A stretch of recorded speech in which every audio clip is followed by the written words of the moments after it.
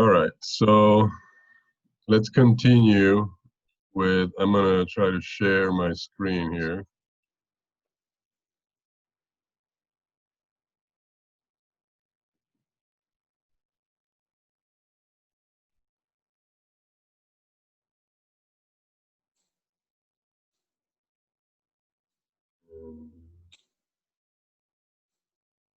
The lecture.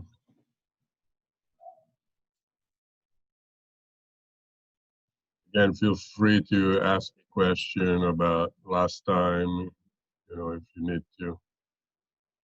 Um,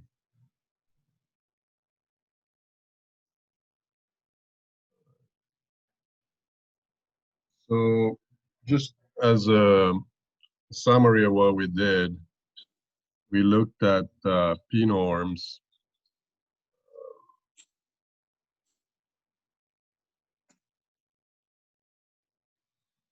And we saw that basically P is a parameter that can take the values from 1 even to infinity. And if you draw the unit ball, at least in R2, the unit ball will go from looking like this to looking like a circle, and then again like a square. So this is the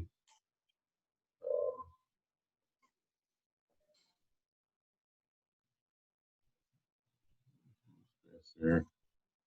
This is the p equal infinity case, equal to 2 and p equal to 1. Right, and if you remember, the formula is you take the sum of the absolute value of the entries to the pth power, and then take the pth root of that.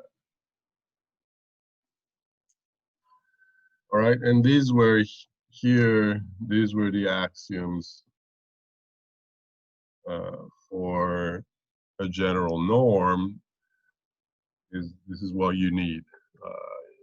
You want to define a magnitude for vectors. Now, before we go a little further, let me just say that the p equal to 2 case is very special.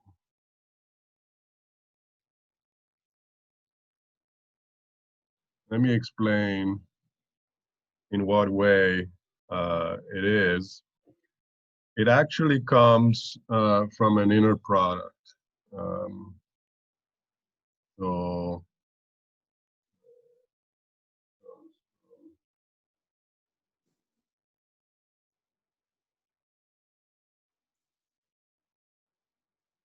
another way to think about inner products is a notion of orthogonality.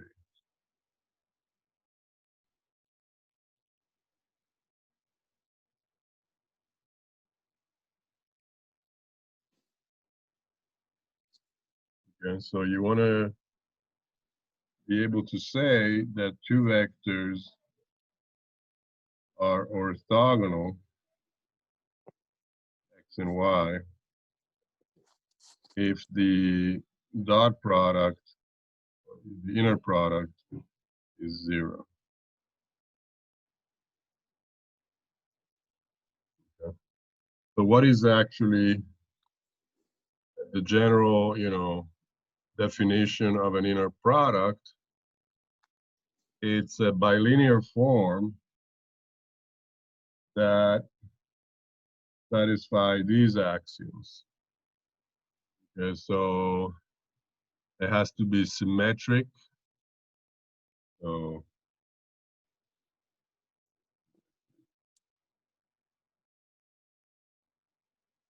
and I'm going to stick with the case of Rn and real numbers. So If you use complex numbers, then you need to put a conjugate when you switch the order. The word for that is Hermitian.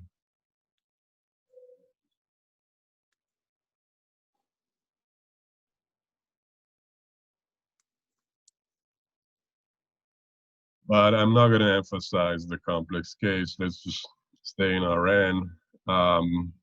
Part 2 is the bilinearity.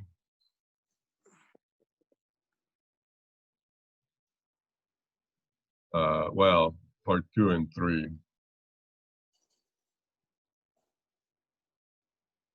Right?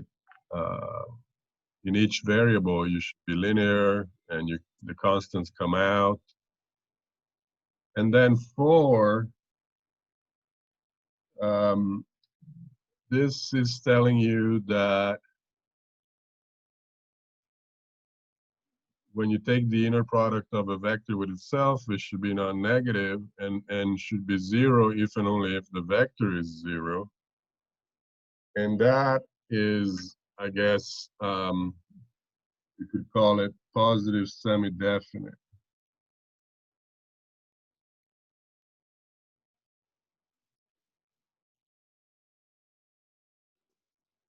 We'll get back on that terminology later. All right. In fact, positive, actually, because it's 0 only if x is 0, then it's actually positive definite. Not the semi.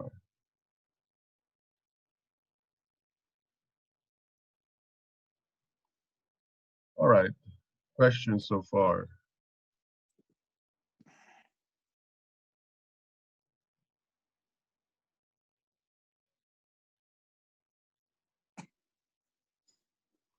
So the easiest example in Rn is the usual dot product, right? Where you sum I from 1 to n, the in3 of x times the in3 of y.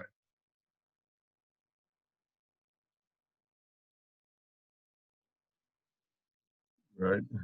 That's, in other words, you can think of this as taking y, making it into a row vector, and then matrix multiplying by x. This is the matrix multiplication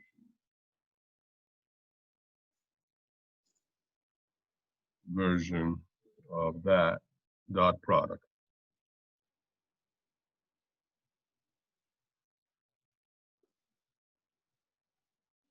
All right. Any questions? Let's establish the very first result for inner products. I claim that the following hold is called the Cauchy-Schwarz inequality.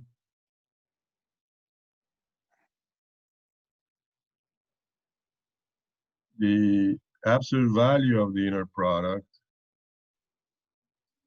is always less than the square root of the inner product of x with itself times the inner product of y with itself. Okay, so let's do a sanity check here by axiom 4. When you inner product with itself, you get non-negative, so you can't take the square root here. So that's good. All right. So how do you prove this in full generality? I mean, this holds as soon as you have these 4 properties, you should be able to show this. You know, it's not something that has to do with this example. All right, so let's see how would you prove the Cauchy-Schwarz inequality? Well, you can use the 4th axiom and say that 0 is less than what happens if you take a linear combination of x and y, x plus ty, and you take the inner product with itself, right? That's just axiom 4. And here I'm gonna take t to be any real number. All right, so let's just kind of follow the algebra, right? By axioms 2 and 3, I can expand and I can distribute everything, right? So let's do that. Let's do the usual. I'm going to distribute here. I'm going to get x dot, dotted with x. Then the t comes out. So t, x, y. And then I'll do these. T, y, x. And then t squared, y, y. All right, everything good? By the symmetry, so this is 4 here. This is 2 and 3. And then by 1, I can, well, let me actually rewrite the order of things. I can, xy and yx are the same, so I get 2t xy.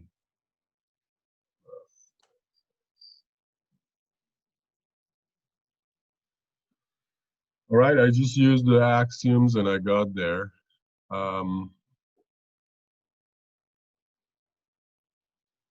So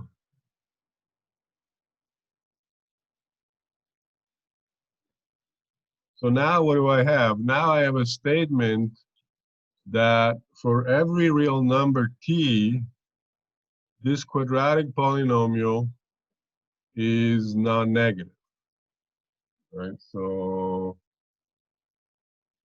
it's going to be like that as a function of t. And in particular, that means that this point here, which is the, the vertex of the parabola, that one is greater than, is non-negative. Let's try to figure out that point. How do you figure out that point? Anybody?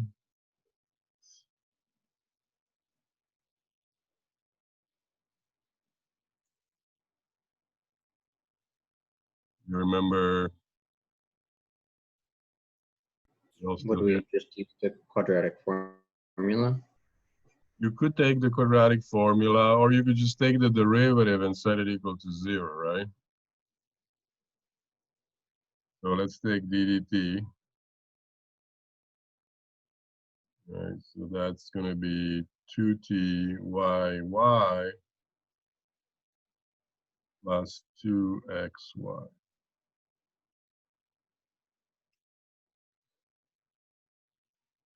All right, so I solve. I'm going to set this equal to 0. The 2 cancel. And I get minus xy over yy. And I realize I probably should have assumed from the beginning that these vectors are non-zero. Otherwise, I would get in trouble here. So let's assume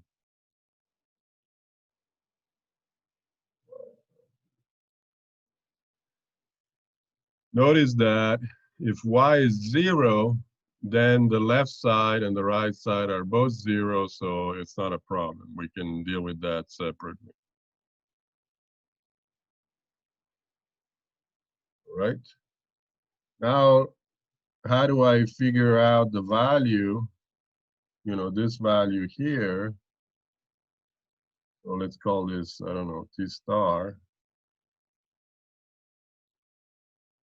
I need to plug T star back into the function, right? So we get that 0 is less or equal. If I plug in T star in here, I need to square it. So xy squared over yy squared times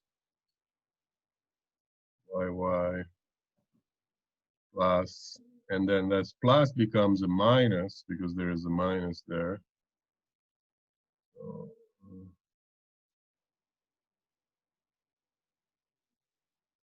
minus 2 times xy yy xy plus xx. Do you agree with me?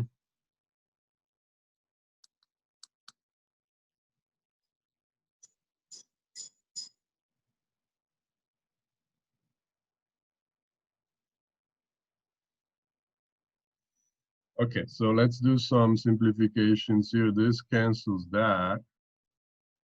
And I can put everything under yy.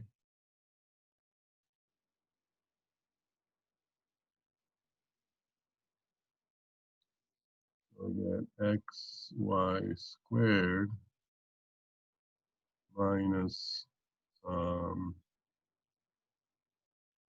2xy squared here plus xx times yy. This is non-negative, but remember by the axiom, by the positive definiteness of the inner product, this here is non-negative as well. It's actually strictly positive because I'm assuming it's non-zero. So that means the numerator, after a simplification here, is non-negative. So minus xy squared plus xxyy is non-negative. And if you move this to the other side and then take a square root, you get that the absolute value is less than the square root of.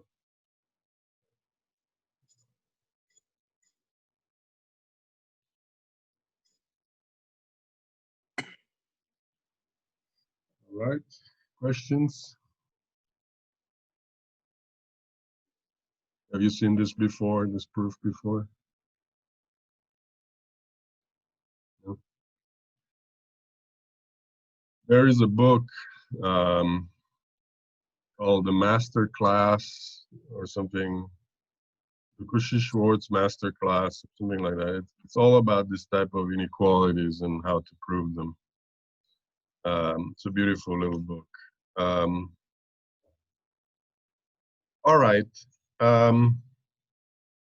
Now, what is the relation between inner products and norms?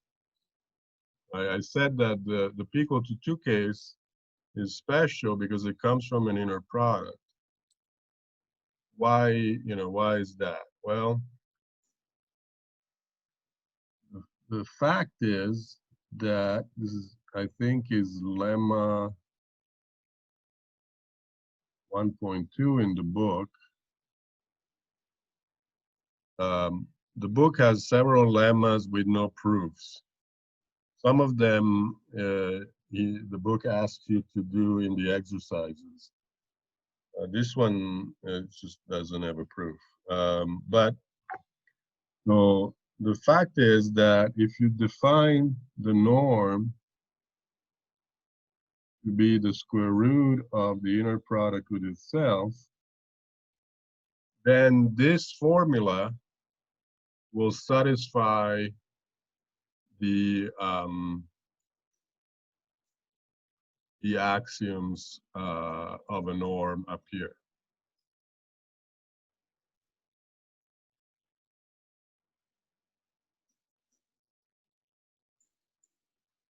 So 1, 2, and 3, positive definite as well, this kind of homogeneity, and the triangle inequality. So let's kind of go through and see if we can verify those three axioms. So 1 is positive definite, right? So we need to show that the norm, when it's defined this way, is always non-negative, and also that it's equal to 0 if and only if the vector is 0. Okay, but that's exactly axiom 4 for the inner product. So that follows immediately from this upon taking some square roots. Okay? So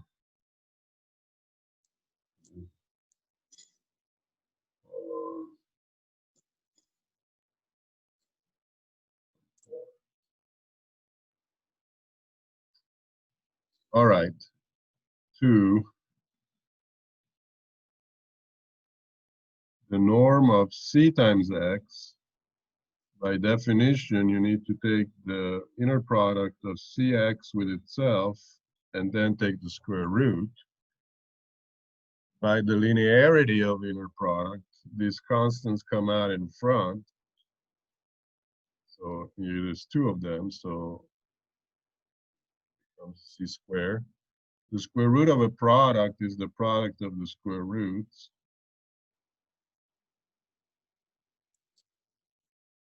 And the square root of a square is the absolute value, right? So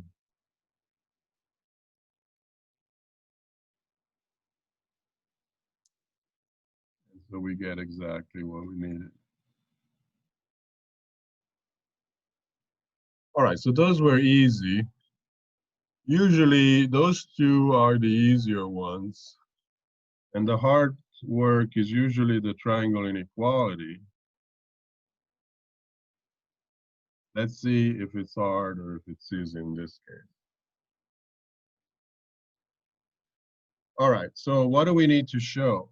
We want to show that the norm of a sum is always less than the sum of the norms. WTS is I want to show. All right, suggestions?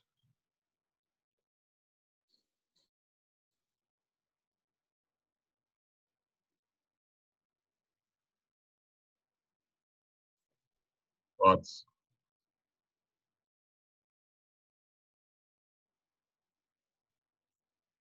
Can we try showing the square of both sides is equivalent? Exactly. Yes. This is a standard trick when dealing with inner product norms. It's easier to deal with the square because you get rid of the square root, right? So let's compute x plus y squared. And that's going to be the inner product of x plus y with itself. And we got rid of the square root there, right? Now we can expand this using the linearity.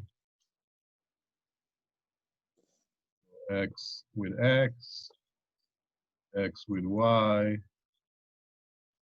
and then y with x, and y with y. Again, by the symmetry, we can get 2xy.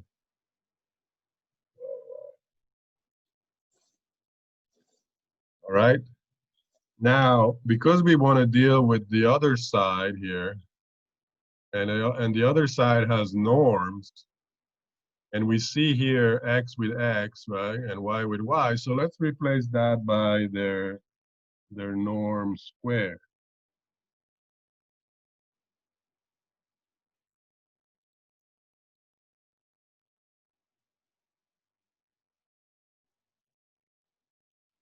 All right, so we got here. Now what?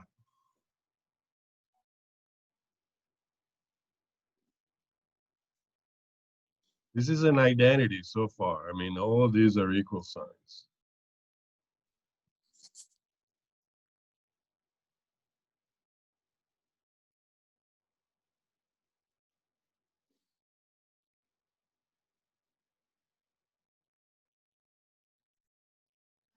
Could we use Cauchy-Schwarz somehow? Yes, we use Cauchy-Schwarz.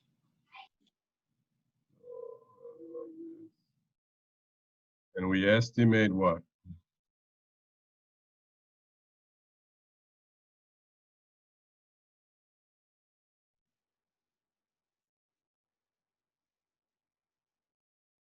We estimate the inner product, right? What does Cauchy-Schwarz say? The xy, the inner product of xy squared is less than or equal to the inner product of xx and yy times yy. Or, you know, in terms of square roots, it's right here, right? The absolute value of the inner product is less, of course, that's less or equal. It's less or equal the product of the square roots here. But that's how I define the norm, right? The product of the square roots here is going to be the product of the norms. So if the absolute value is less than the product of the norms, then certainly the inner product itself is less than the product of the norms, right? Because it's always less than its absolute value. So here I can put norm x and norm y. That makes sense?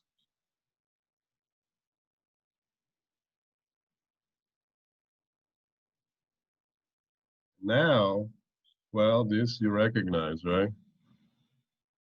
That's norm x plus norm y quantity squared.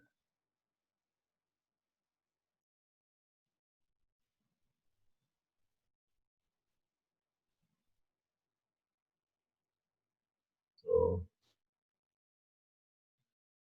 kind of neat how it all works out. All right.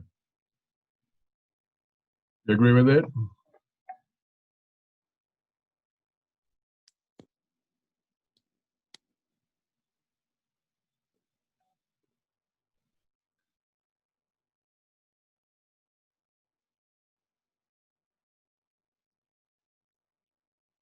Now, what can we say in terms, is there a question? No, okay. What can we say in terms of some more geometric properties of these norms that come from inner products? Well, let me make a little detour, which is an interesting detour anyways. And let me talk about convexity.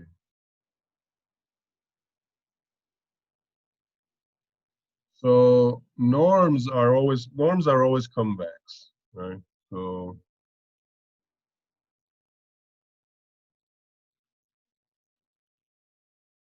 the convex functions in the sense that if you have x and y, right, if you have two, x and y are non-zero and t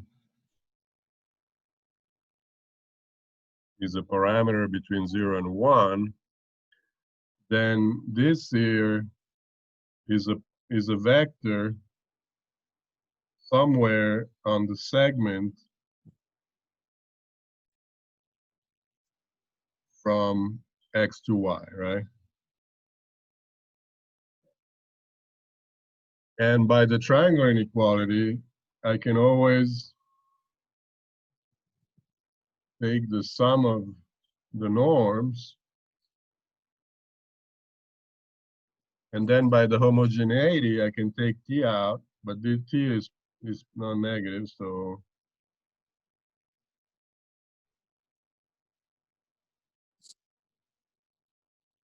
right. So as a function, the norm of the convex combination is less than the convex combination of the norms. So that's what convexity means.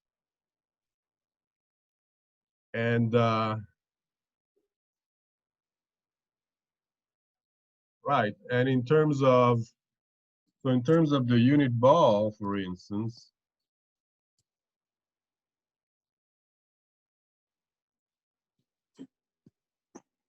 if you assume that x and y have are unit vectors, right? So I always draw unit balls as circles, but you know, it could be a square, as we've seen. This is saying that dx plus 1 minus ty, if you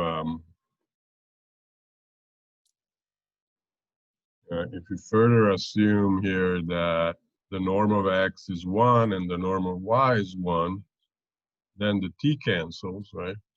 So then it's going to be just less than 1. So that means that the segment that's connecting x and y stays inside the ball. Right? The chord is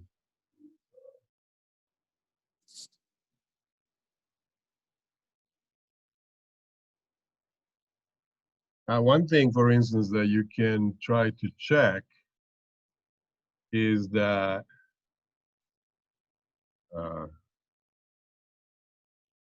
if you want, it's not necessary. But if you take the p norm when p is 1/2, that's a misnomer because it's not a norm. And the reason it's not a norm is that the triangular inequality fails. But also, if you go and graph, so remember, you know, you went from the p infinity to the p equal to 2, and then you get the, you know, the p equal to 1. Well, p equal to 1/2 is going to look like this. If you graph it, right? If you coded this, for instance, it would be really easy to put in p equal 1/2. And then you see if your 2 points are out here, then the chord is not inside. And my picture is not very good.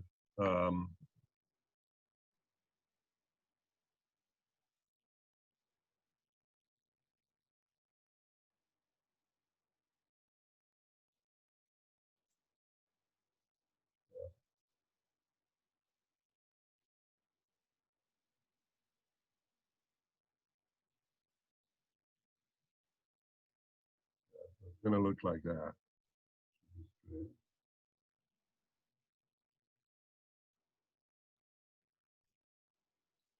That's not convex. All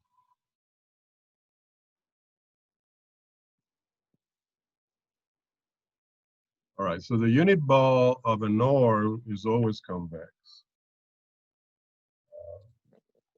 Now, the problem here is that, for instance, in the p equal to 2 case, the chord is all inside the ball, except for the endpoints. But in the p equal infinity and the p equal 1 case, well, there are situations where the chord is not all inside. It stays on the boundary, right? So while both of them are convex, there's a slight difference. We call this one strictly convex, okay?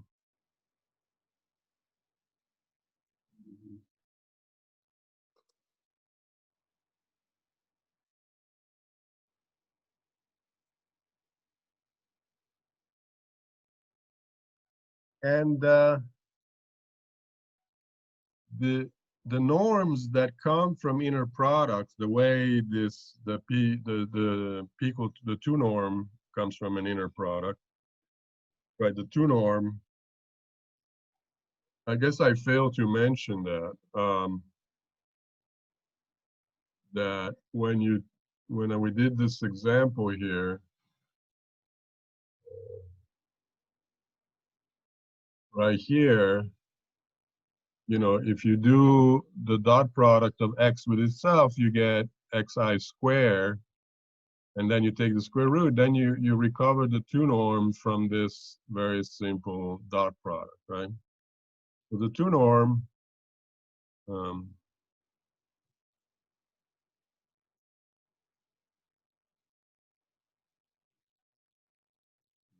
norm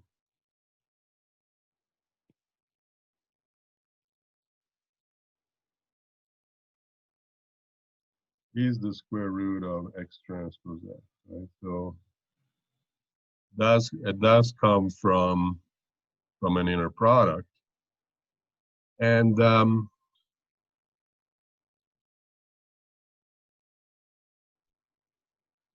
my claim is that every norm that comes from an inner product will have a unit ball that's strictly convex, and even more than that. So let me remind you of something. I don't know if you've seen this before, but inner products have the following identity called the parallelogram law.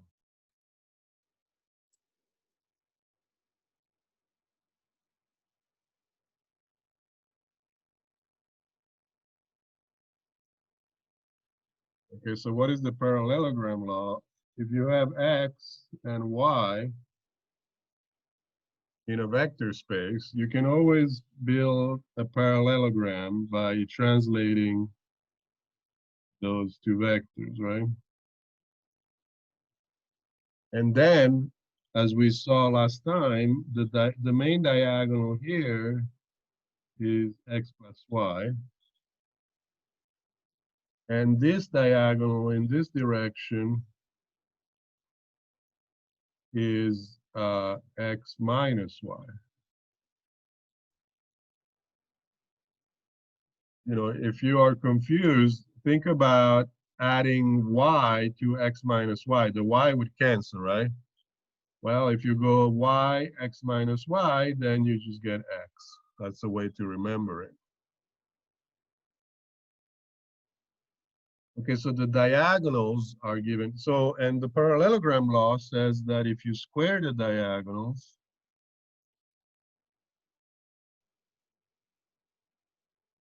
oops,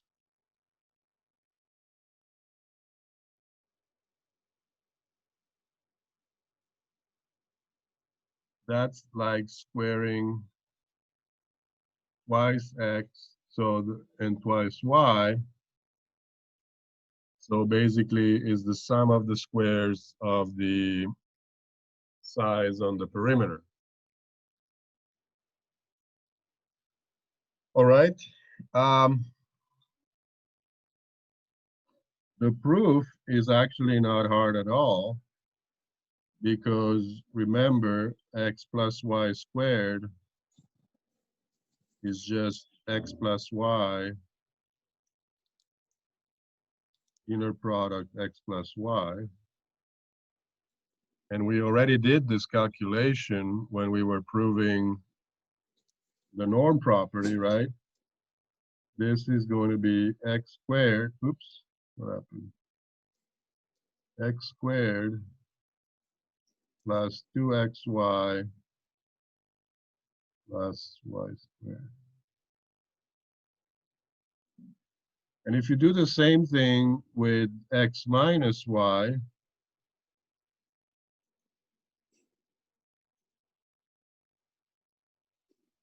it's not hard to see that you're going to get x squared minus 2xy.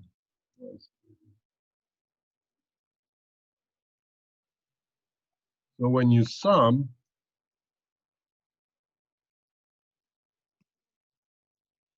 right, so then you're going to get 2x squared plus 2y squared. Those middle terms cancel out.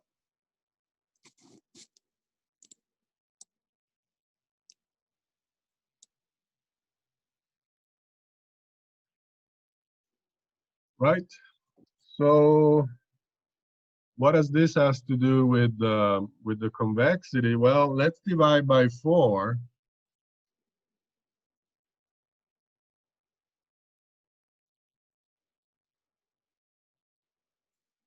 Okay, so what happens if I do that?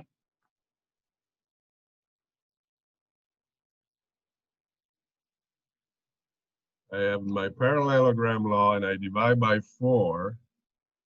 I can write it like this: x plus y over 2 quantity squared. I can bring the 1/4 inside,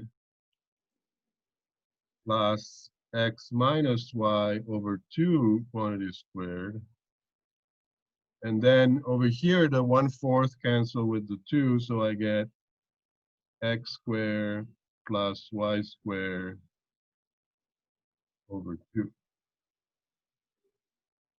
Right? I can rewrite the parallelogram law in this fashion.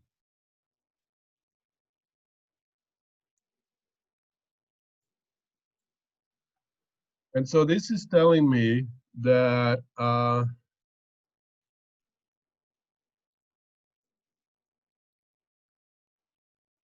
if you're on the unit ball, if you're on the surface of the unit ball, then the right-hand side is equal to 1. And so x plus y over 2, and I take a square root,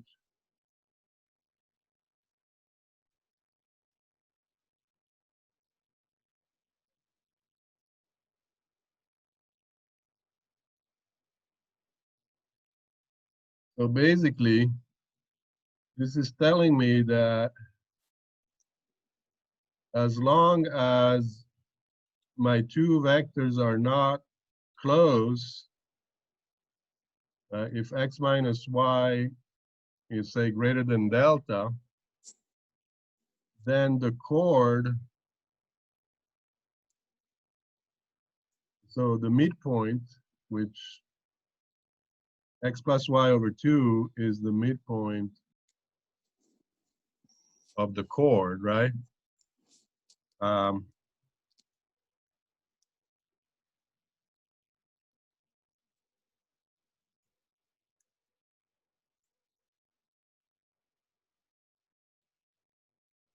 Let's see how I want to say this. Let's say that, yeah, so let's assume that the distance is some delta, some small delta. So then this is roughly, so you want to think of it as 1 minus delta square over 4 to the 1/2, right? Well, this is equal to that. So this is roughly what? If I just use the Taylor approximation, the 2 becomes a 1/8. Okay, so it's roughly 1 minus 1/8 of delta squared. But you see, not only the chord comes inside the ball, but it comes a definite amount quantitatively depending on how far X and Y are. So if you keep the same distance and you move X and Y around, then the chord comes in the same amount, right? So this is called uniform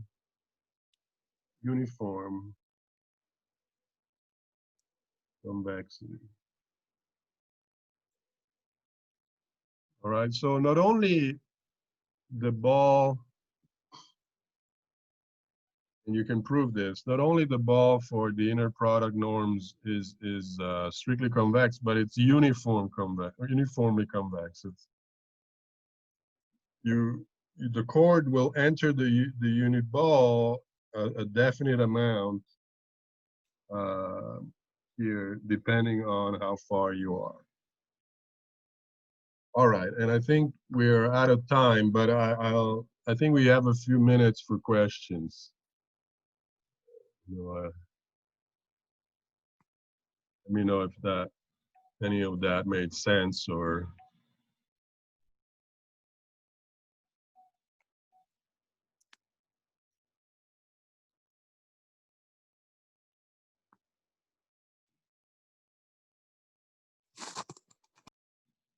You guys familiar with the Taylor approximation for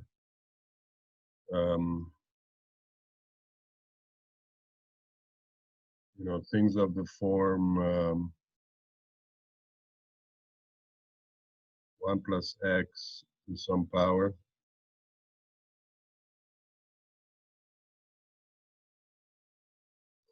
Yes. That's red. Okay. So how do you find the first few? I claim that it begins like this. There's a couple ways of doing it, right? One way is to use this generalized formula of the binomial theorem. Another way is just to compute the derivative of that function when x is 0. So there are several ways, but it starts out like this. You just drop the p in front of the x, and then you have lower order terms. And it's a really handy little trick. It comes up quite often. Actually, I like to use it, for instance, in this case, if I have g is 1 over 1 plus x, right?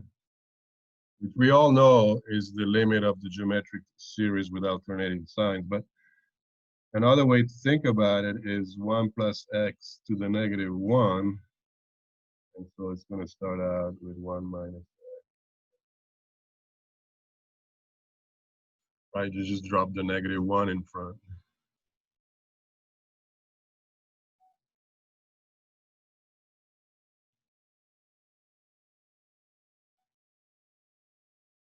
Other questions?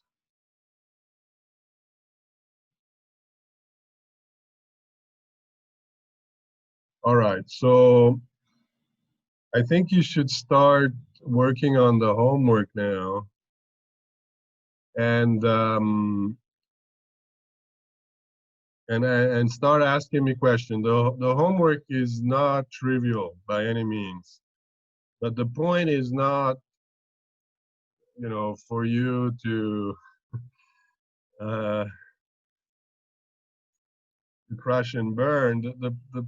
It's a learning process. I want you to help you get over getting stuck, right? So you're gonna get stuck a lot on the homework. I can kind of guarantee that.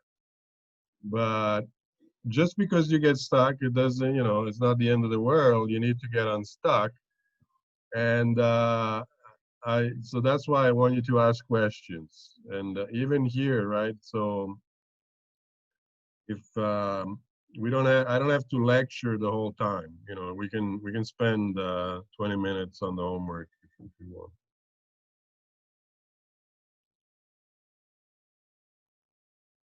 All right, so I guess I'll see you Monday. Thank you, sir. Welcome. Thank you. Bye.